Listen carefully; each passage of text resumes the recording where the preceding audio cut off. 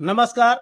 भूमि news Palamu के विशेष कार्यक्रम साझी विरासत और साझी संस्कृति में आप सभी सुधी दर्शकों का स्वागत है। हमारी यह टीम निकली हुई है रामनवमी के आयोजन के इतिहास के पड़ताल के लिए।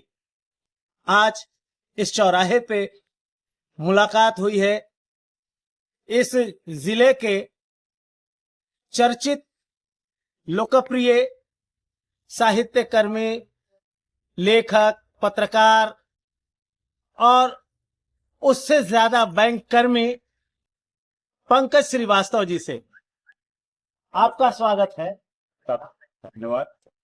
और मैं आपसे यह जानना चाहता हूं कि रामनवमी के आयोजन का इस जिले में एक लंबा इतिहास है, गौरवशाली इतिहास है। तो पहले जिस प्रकार से रामनवमी का आयोजन होता था और आज जिस प्रकार से आयोजन हो रहा है, इन दोनों में क्या फर्क दिखता है आपको? देखिए, ऐसा है कि राम और कृष्ण पूरे देश के हर इलाके में कण कण में बसे हुए हैं जी। और अविभाजित बिहार की बात आप करें तो वर्तमान झारखंड में जो रामनवमी के त्योहार का जो उल्लास है, वैसा उल्लास अविभाजित बिहार के दूसरे इलाकों में नहीं रहा। जहां तक मैं पिछले 40-42 साल से डाल्टनगंज के रामनवमी को देख रहा हूं, तो समय के साथ समय परिवर्तनशील है और एक रामनवमी से दूसरे रामनवमी के बीच में वैसे भी एक साल का अंतर आ जाता है। तो उसमें कुछ न कुछ तो परिवर्तन होते ही रहेंगे और समय के अनुसार जो परिवर्तन होने चाहिए। कहने का मेरा मतलब है कि परिवर्तन तो होगा ही, कोई स्थिर नहीं हो सकता। बिल्कुल। लेकिन यह परिवर्तन समाज को भी प्रभावित करता है। तो प्रभावित भी करता है तो दो तरीके से करता है। एक प्रभाव नकारात्मक होता है, एक प्रभाव सकारात्मक होता है। तो आज का जो आयोजन है किस प्रकार से हो रहा है, सबसे पहले आप बताइए कि पहले किस प्रकार से आयोजन होता? देखिए, रामनवमी का जो त्योहार की जब आप बात करें, जी जी जी, तो यह हमारी लोक संस्कृति का हिस्सा जी। और जब लोक संस्कृति का हिस्सा है तो वो समाज के हर वर्ग के लोग एक साथ मिलजुल करके रामनवमी करें। लेकिन पिछले लगभग एक दशक में अपने समाज में राजनीतिक कारणों से, राजनीतिक हस्तक्षेप, राजनीतिक कारणों से, कह लीजिए कि राजनीतिक लाभ के उद्देश्य से धार्मिक उन्माद पैदा करने की कोशिश की जाती है। और इस धार्मिक उन्माद ने कहीं मतलब हमारे त्योहारों को भी प्रभावित किया और त्योहार के में जो दूसरे वर्गों के लोगों का साथ जो सहिष्णुता की बात थी, उसमें थोड़ा अंतर आया है।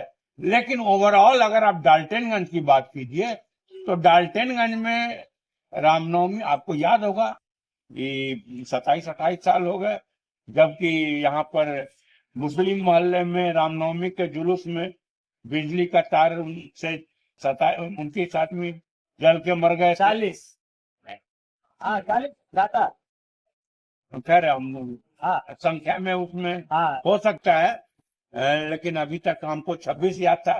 कल परसों एक व्यक्ति ने संशोधन किया, कहा कि 29। तो चलिए, आप 40 कह रहे हैं तो हम उसमें कॉन्ट्राडिक्शन नहीं करेंगे।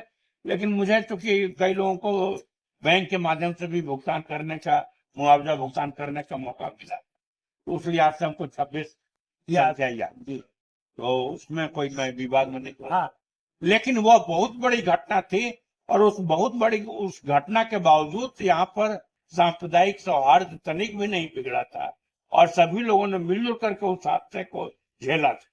तो ये, लेकिन पिछले एक दशक का जो राजनीति है वो कहीं से उसने असहिष्णुता को बढ़ावा दिया है। ये इसके लिए किसी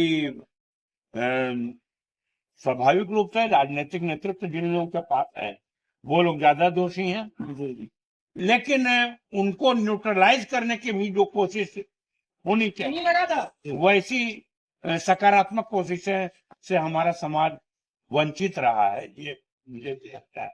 तो इसका इलाज क्या है? इसका इलाज यही है कि राजनीति में जो अच्छे लोग को आना चाहिए, राजनीति हम लोग नकारात्मक लोगों के हाथ में करते रहे तो उसका ये सब नतीजे आपको झेलने पड़े। तो राजनीति में सकारात्मक रचनात्मक लोग आए और तभी हम लोग राजनीति सही दिशा ले पाएगी, और राजनीति सही दिशा ले पाएगी तो इन नकारात्मक और विध्वंसकारी तत्वों को हम लोग आइसोलेट कर।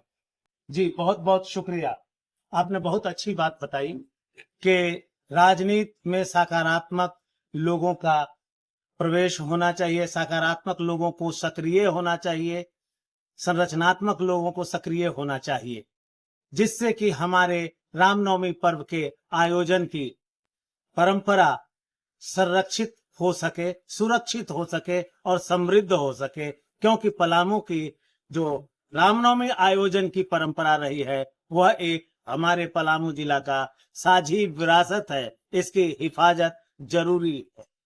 आज के लिए बस इतना ही, फिर मुलाकात होगी किसी अगले चौराहे पर। तब तक के लिए दीजिए हमें इजाजत। धन्यवाद।